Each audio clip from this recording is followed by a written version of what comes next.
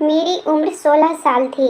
मेरे माँ बाप रोज़ रात को मेरा सर और पैर दबाते तो मैं गहरी नींद में सो जाती।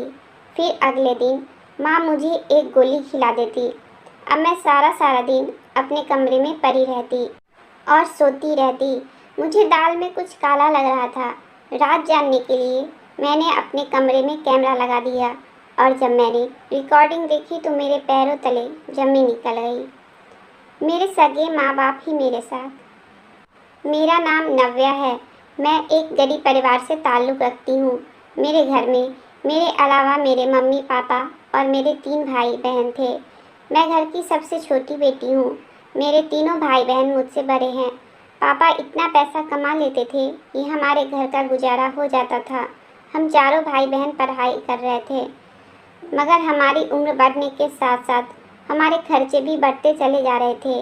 जैसे जैसे समय बीतता जा रहा था, महंगाई भी बढ़ती जा रही थी, जिसकी वजह से अब पापा की कमाई के पैसे खर्च के हिसाब से कम पड़ने लगे थे, जिसकी वजह से हमारे घर में परेशानियां आती जा रही थी। मुझे पढ़ने का बहुत शौक था, लेकिन घर में जब से पैसों की तंगी होने लगी थी, मेरे पापा का कहना था कि हम पढ़ाई छोड़ दें और घर बैठे, लेकिन मैं उनकी बात मानने को कभी तैयार ही नहीं होती थी।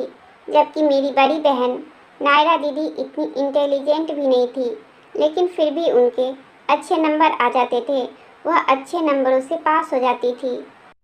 वह तो बस अपनी पढ़ाई इसलिए कर रही थी क्योंकि उनको लगता था कि उनकी अभी पढ़ाई की उम्र है और उन्हें अभी कोई काम नहीं है, तो इससे अच्छा है कि वह पढ़ाई ही कर ले।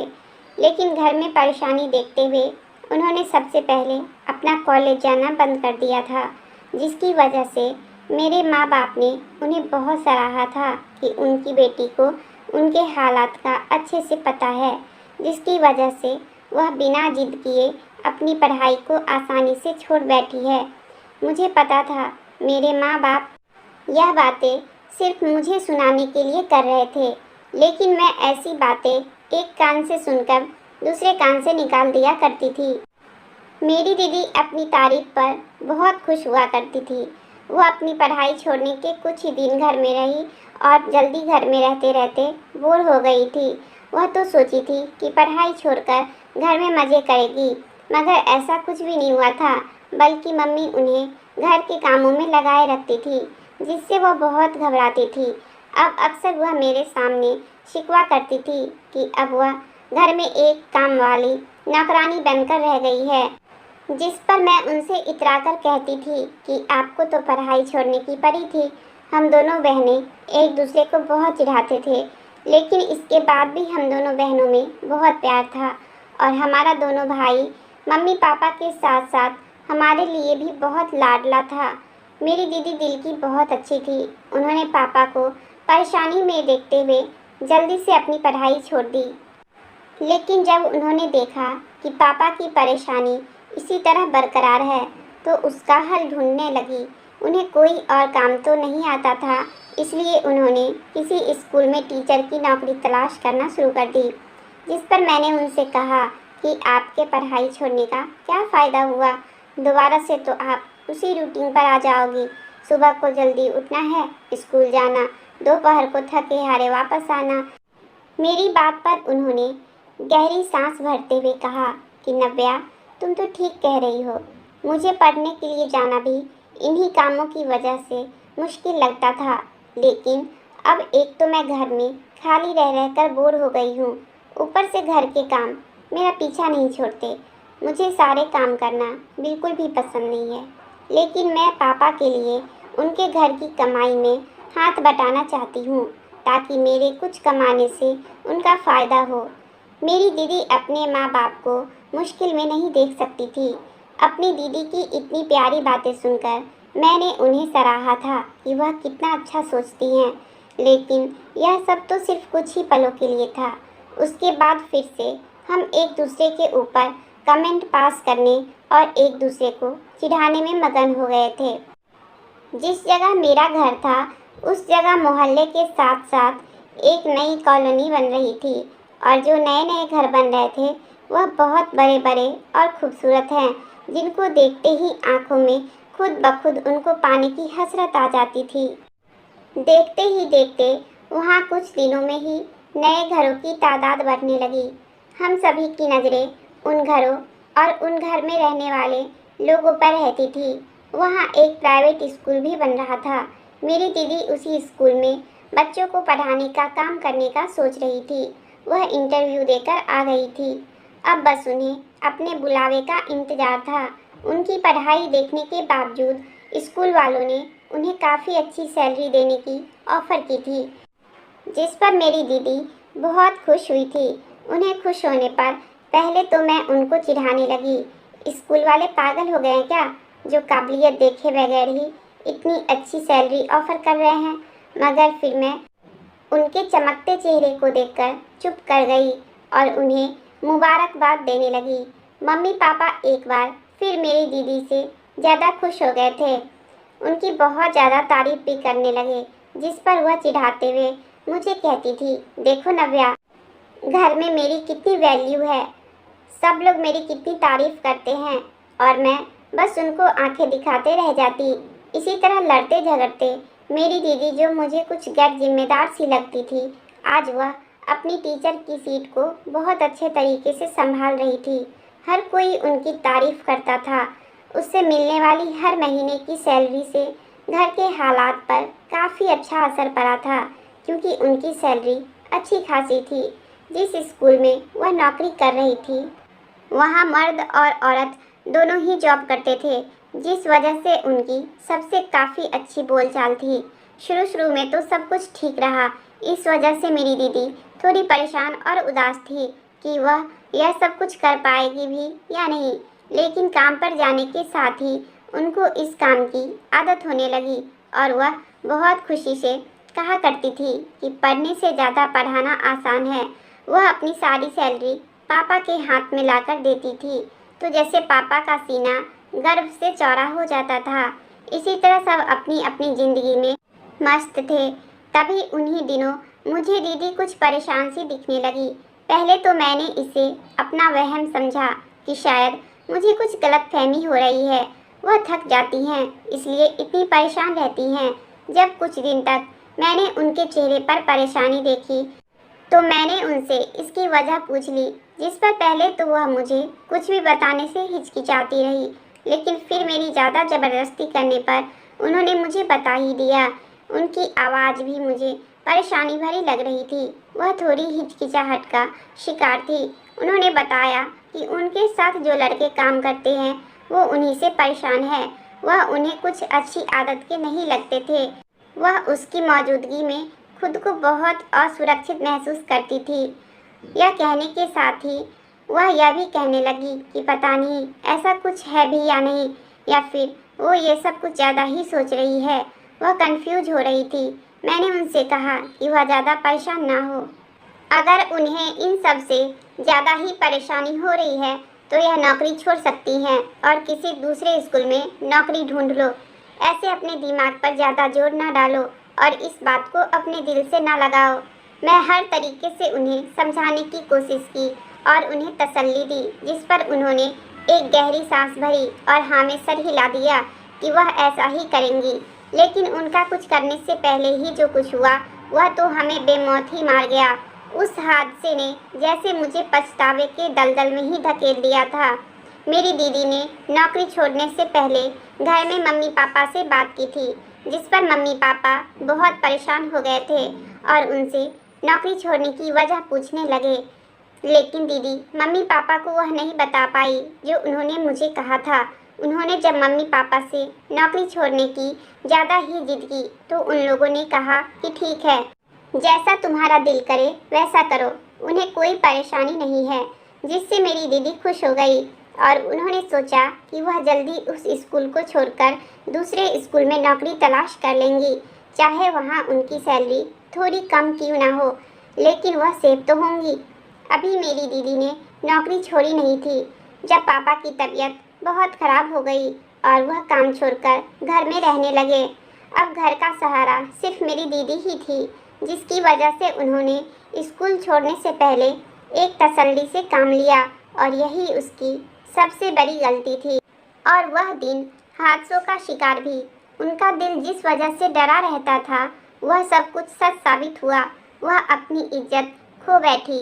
उनके साथ स्कूल में ही किसी ने रेप किया जिसकी वजह से वह लगभग पागल सी हो गई थी। जिस दिन उनके साथ यह सब हुआ था उस दिन वह घर वापस नहीं लौटी और मेरे दिल को एक अजीब सा धक्का लगा। मैंने पापा से कहा तो उन्होंने कहा कि आ जाएगी, किसी काम में लग गई होगी। लेकिन मुझे लगा कि अब ज़्यादा ही देर हो चुकी है तो मैंने अपने भाई को साथ लिया और उसके साथ स्कूल की तरफ चली गई। मुझे मम्मी और पापा पर हैरानी भी हुई थी कि वह दोनों ज़्यादा ही लापरवाही से काम ले रहे थे। स्कूल पहुंचते ही वहां सिर्फ गेट पर वॉचमैन बैठा हुआ था, बाकी पूरा स्कूल खाली हो चुका था। मैंने वॉचमैन से मेरी बहन के बारे में पूछा तो उसे कुछ पता नहीं था।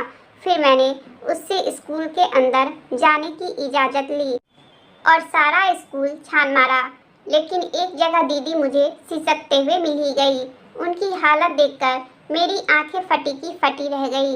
मैंने जल्दी से उन्हें उनके पास पड़ी एक चादर से ढक दिया। उनकी हालत बहुत ख़राब हो रही थी। मैंने जल्दी से पापा को फ़ोन करके उन्हें स्कूल को आने को कहा, जिससे वह भी घबराकर जल्दी से स्कूल आ गए। हम लोग जैसे तैसे करके उन्हें अस्पताल ले गए। अस्पताल जाकर हमें बहुत सी मुश्किलों का सामना करना पड़ा। मेरी दीदी अपने साथ हुए इस हादसे को कबूल नहीं कर पा रही थी। वह तो एक जिंदा लाश की तरह हो गई थी और हम सब घर वालों का भी बहुत बुरा हाल था। सभी जैसे एक दूसरे से नजरें चुराए फिर रहे थे। हमने इस बात की खबर किसी को नहीं दी थी, मगर ऐसी खबर तो छुपाने से भी नहीं छुपती है। हमारे लाख ना चाहने के बावजूद भी लोगों को धीरे धीरे सब कुछ पता चलता गया। हम कुछ दिन बाद दीदी को अस्पताल से घर तो ले आए थे, लेकिन उनकी हालत बहुत ख़राब थी। वह तो जैसे पागल ही हो गई थी, किसी को भी अपने पास नहीं आने देती थी। कोई उनके कमरे में भी जाता था तो वह चीखने चिल्लाने लगती थी। मैं उनकी इस हालत का जिम्मेदार अपने माँ बाप को समझती थी। मुझे अपने माँ बाप बहुत मतलबी और लालची महसूस हो रहे थे, जो पैसों के लालच में अपनी बेटी की इज्जत का सौदा कर बैठे थे। वह अपनी बेटी की परेशानी को महसूस ही नहीं कर सके थे और उन्हें जानबूझकर ऐसे दलदल में धकेल दिया था। जैसे जैसे आस पड़ोस के लोगों को मेरी बहन के साथ हुए हादसे के बारे में मालूम हो रहा था, वैसे ही लोगों की कड़वी बातें बढ़ने लगी। हम किसी से नज़र तक मिलाने के काबिल नहीं रहे थे, बल्कि हम तो घर से बाहर तक निकलने के काबिल नहीं रहे थे। मम्मी पापा तो अपनी बेटी की यह हालत देखकर बहुत गुमसुम रहने लगे थे। पापा ने खुद के ठीक होने के बावजूद भी घर से बाहर निकलना बंद कर दिया था। वह कहीं जाकर कोई भी काम करने को तैयार नहीं थे, जिससे धीरे धीरे घर में खाने तक के लिए एक दाने अन्न की कमी आने लगी। दूसरी तरफ मेरी बहन का इलाज भी चल रहा था, क्योंकि वह हर वक्त अपने आप को किसी न किसी बहाने से मारने को तैयार रहती थी। कोई उसके पास रुककर भी उसकी देखभाल नहीं कर सकता था, क्योंकि उसे किसी की मौजूदगी बर्दाश्त नहीं थी और सबको मारने को दौड़ती थी। इसलिए उसे हर वक्त नींद में ही रखने की कोशिश की जाती थी। अपनी दीदी की ऐसी हालत देखकर मैं खून के आंसू रोती थी। कुछ दिन बाद जब मेरी दीदी को डॉक्टर के पास लेकर जाना था तो मैंने पापा को इस बारे में याद दिलाया कि दीदी को आज डॉक्टर के पास लेकर जाना है। तो पापा मुझसे नज़रें चुराते हुए बोले कि अब वह डॉक्टर के पास उसे नहीं लेकर जाएंगे। वक्त गुजरने के साथ साथ वह ठीक हो जाएगी। मैंने उनकी बात सुनकर सर हिला दिया और कहा कि ठीक है, मैं उसे खुद डॉक्टर के यहाँ ले जाऊंगी। पापा आगे से मुझ पर गुस्सा करने लगे, लेकिन मैं जिद करके अपनी बहन को अस्पताल लेकर जाने लगी तो मम्मी भी मेरे साथ चलने लगी। मेरी बहन की हालत देखते ही उसे अस्पताल में एडमिट कर लिया गया। मेरी बहन किसी को अभी नहीं पहचानती थी। मुझे तो ऐसा लगता था जैसे वक्त गुजरने के साथ साथ उसकी तबीयत में सुधार होने के बजाय बल्कि और बिगड़ ही रही है। वह बहुत डरी सहमी रहने लगी थी, जिससे मेरी परेशानी बढ़ती जा रही थी। मैं उस वक्त खुद को बहुत अकेला महसूस कर रही थी। मम्मी मेरे साथ तो थी, लेकिन मुझे ऐसा महसूस होता था जैसे वह अपनी बेटी की तकलीफ को महसूस नहीं कर पा रही थी। जैसे मैं अपनी दीदी को दर्द में देख रही हूँ। उनके जज्बात मुझे अजीब से लगते थे, लेकिन मैं सोचती थी कि शायद सदमा इतना बड़ा है कि कहीं ये उसका असर होगा। मेरी दीदी घर के किसी भी मेंबर को देखती थी तो जोर जोर से चीखने लगती थी।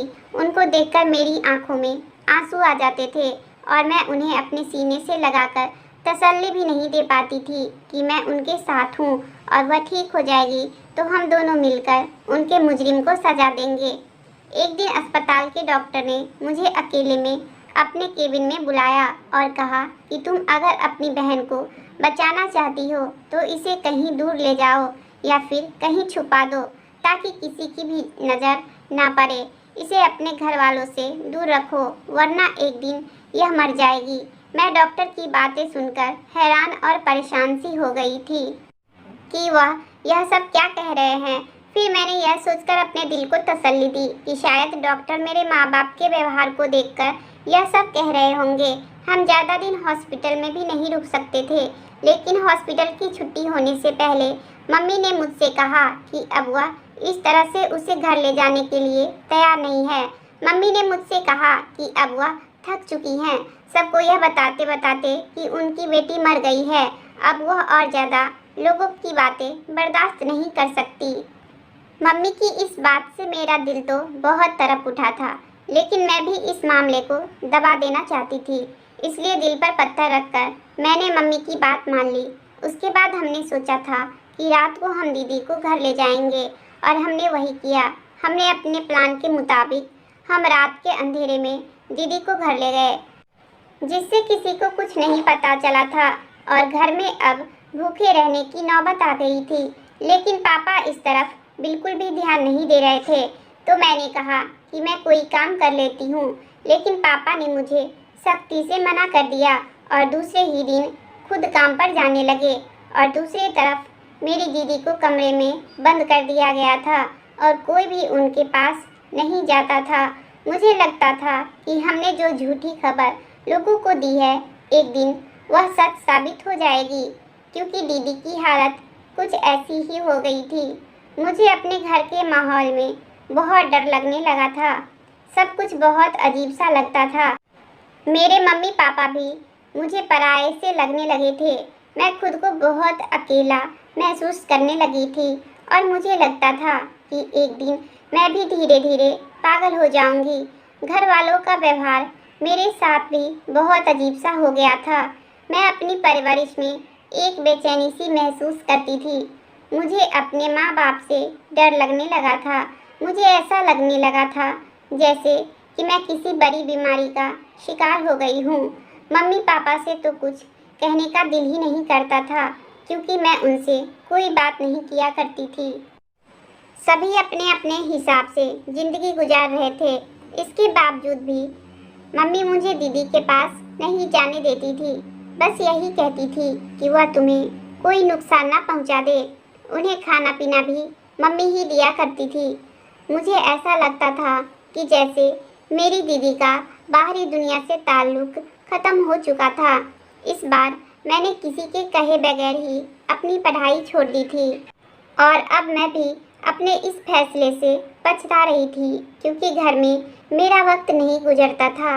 मुझे लगता था कि जैसे मैं डिप्रेशन का शिकार हो रही हूँ। अपनी हालत से घबराते हुए मैंने अपने मम्मी पापा से बात की कि अब मैं दोबारा अपनी पढ़ाई शुरू करना चाहती हूँ। मेरी यह बात सुनकर मेरे मम्मी पापा बहुत परेशान हो गए। मैंने उनसे कहा, आप लोग परेशान ना हो, मैं बच्चों को ट्यूशन पढ़ाकर अपना खर्च कर लूँगी।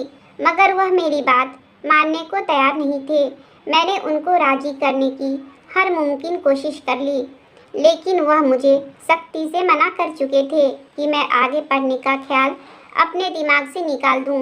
मुझे रह रहकर अपनी हालत पर दुख, गुस्सा और रोना आ रहा था और हम कितने बेबस थे कि अपने साथ हुए इतने बड़े हादसे के बाद भी हम उस मुजरिम को जानते तक नहीं थे।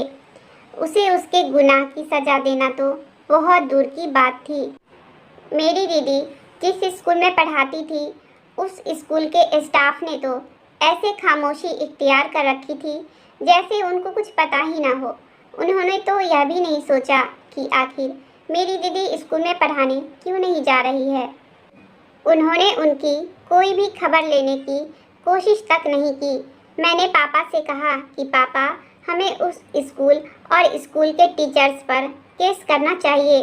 पापा ने तो मुझे गुस्से से डांटते हुए कहा कि अपनी जुबान बंद रखो, और यह भी कहा कि मैं उनकी ज़िंदगी की मुश्किलों को और ज़्यादा ना बढ़ाऊं।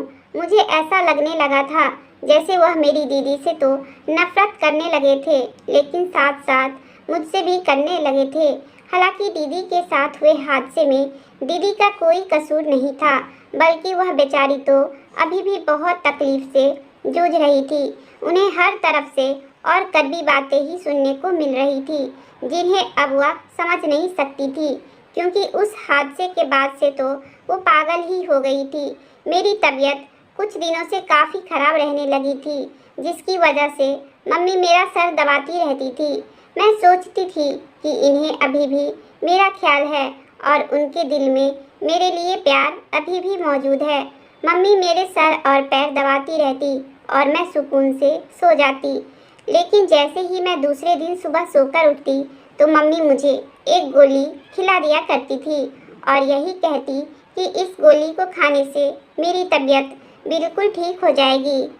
ऐसे ही काफ़ी दिन गुजर गए, लेकिन मेरी तबीयत में कोई सुधार नहीं आ रहा था।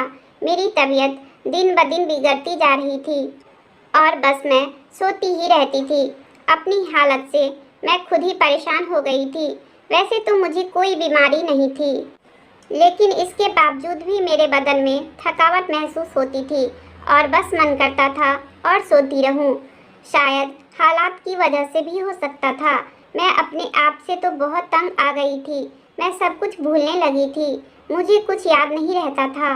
मैं कब सोती हूँ, कब उठती हूँ, कब क्या क्या करती हूँ, मुझे कुछ समझ नहीं आ रहा था। मैं सारा दिन सोती रहती थी और जब सोकर जागती तो मुझे ऐसा ही लगता था जैसे कि मैं अभी भी नींद में ही हूँ। मैं इस सब से बहुत तंग आ गई थी। मुझे ऐसा लगता था जैसे कुछ बुरा होने वाला है या फिर कुछ बुरा हो गया है, मगर मैं अपनी तबीयत की सुस्ती की वजह से ज़्यादा कुछ सोच नहीं पाती थी। मैं अपने दिमाग पर काफ़ी जोर डालने की कोशिश करती थी, लेकिन फिर भी मैं कोशिश में नाकाम रहती थी। बस सारा दिन अपने कमरे में पड़े पड़े ही गुजार दिया करती थी। अगर मैं कुछ करने की कोशिश भी किया करती थी तो मम्मी पापा मुझे कुछ करने नहीं देते थे। कहते थे कि तुम अपने कमरे में आराम करो, तुम्हें कुछ करने की ज़रूरत नहीं है, तुम बीमार हो, बस आराम करो। जिससे मेरा दिमाग हटने लगा कि कुछ तो गड़बड़ ज़रूर है जो मेरी समझ से बाहर है। ज़रूर दाल में कुछ काला था जो मुझे नज़र नहीं आ रहा था। इसके बाद मैंने उस वक्त का इंतज़ार किया। मम्मी पापा की नज़र मुझसे हटती। मैंने जैसे तैसे कुछ कैमरों का इंतज़ाम कर लिया था और मम्मी पापा की नज़रों से बचकर मैंने एक कैमरा मम्मी पापा के कमरे में और एक अपने कमरे में लगा दिया। उनका रवैया तो मुझे कब से खटक रहा था। अब तो बस मैं देखना चाह रही थी कि आखिर मेरे सोने के बाद यह लोग क्या करते हैं।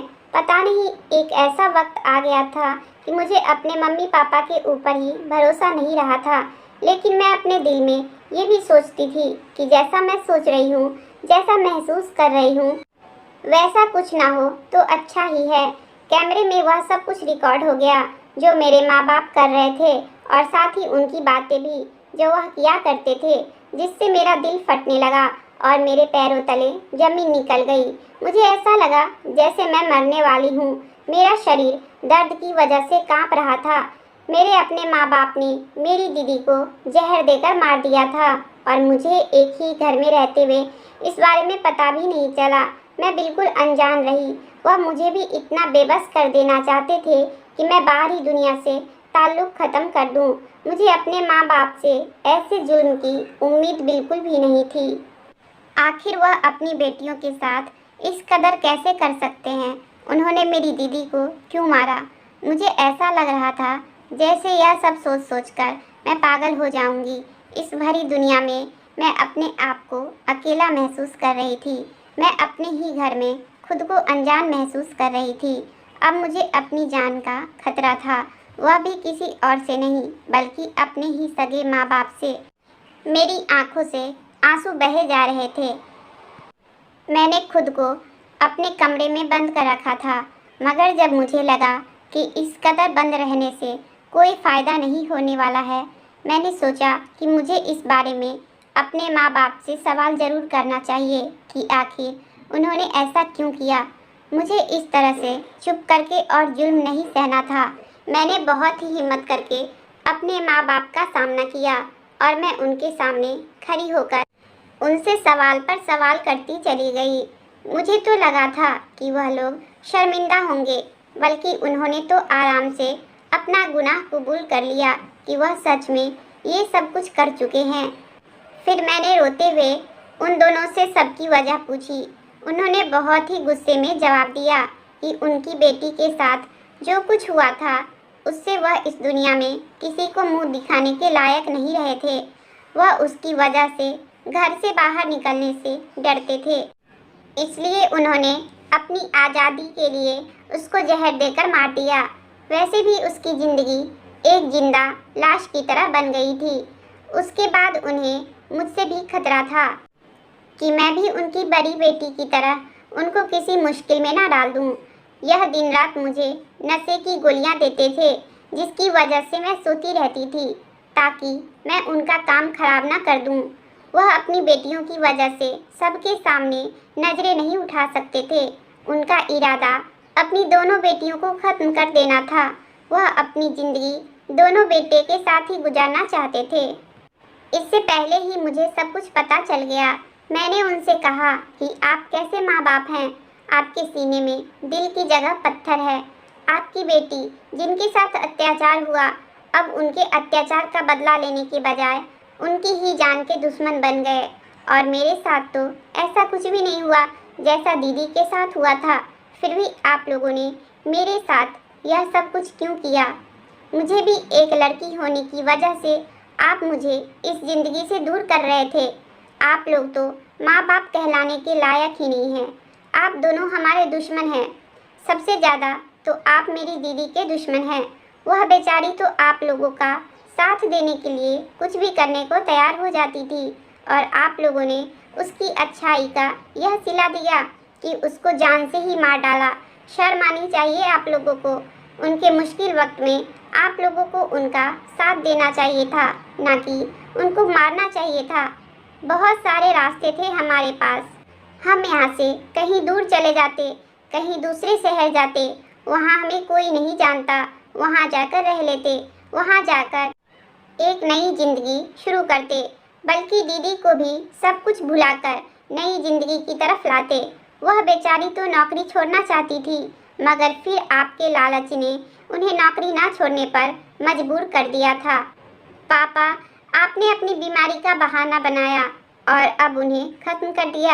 अब मैं आप लोगों के साथ नहीं रहना चाहती हूँ। मैं आप लोगों को अच्छे से पहचान गई हूँ।